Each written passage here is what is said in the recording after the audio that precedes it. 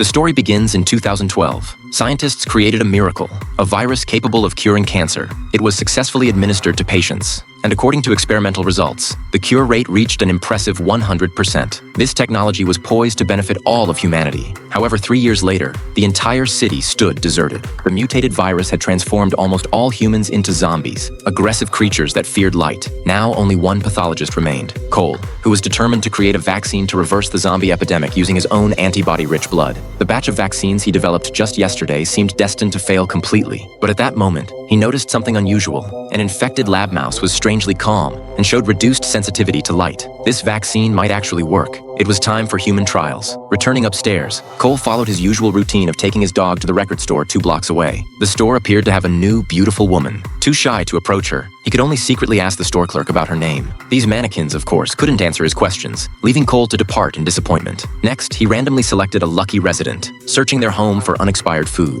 Then he picked a couple of corn cobs from the Central Plaza, which basically completed his rations for the next few days. At noon, he'd sit quietly at the dock for an hour, broadcasting messages on the radio in search of survivors. Though this life was mundane and monotonous, dangerous encounters still occurred occasionally. Suddenly, he spotted a reindeer in the city. Man and dog immediately gave chase. Unexpectedly, the frightened reindeer darted into a factory building with the dog rushing in after it. Cole called out repeatedly, knowing that dark, gloomy buildings were exactly where zombies preferred to dwell. But for his only companion, Cole had no choice but to take the risk and rush inside. When he finally found his dog, it was staring at something in terror.